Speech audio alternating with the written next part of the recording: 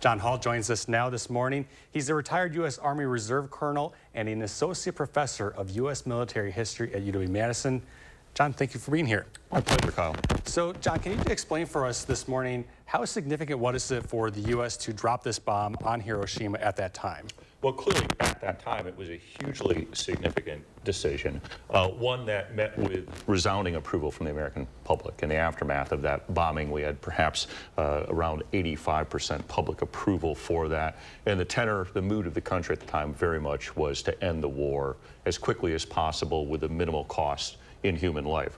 Of course, with time, we have had the opportunity to reflect on this and can recognize that this also ushered in a terrible new era of warfare in which two bombs, very immature technology at the time, two bombs by themselves could incinerate 200,000 people or sicken them and ultimately lead to fatalities through radiation poisoning. So ever since then, the United States has, of course, continued, or the United States, rather, mankind has hung in the balance beneath the sword of Damocles, as it were, with the introduction of this new terrible technology.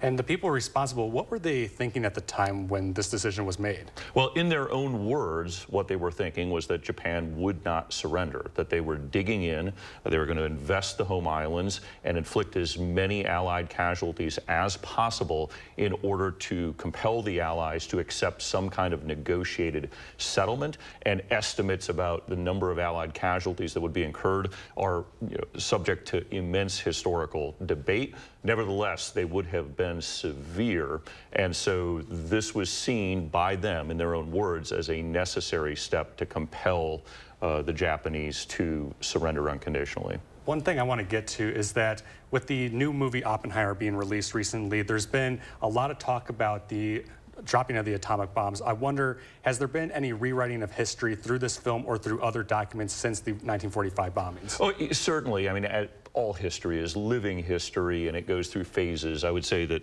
what was hegemonic right after the dropping of the bomb would be let's call it the orthodox position, which took the decision makers' rationalizations at face value.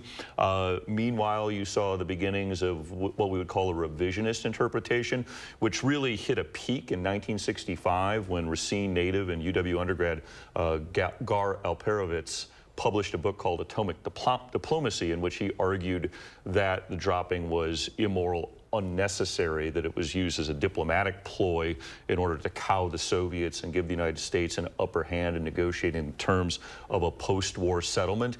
And for quite a few years, I would say that that was probably the consensus interpretation. There is no consensus on such contentious topics. But by the late 90s, mid-90s, we'd seen enough documents declassified and a lot of Japanese sources come to light, which have actually, I think, in some measure, put the balance back on the original consensus or orthodox interpretation.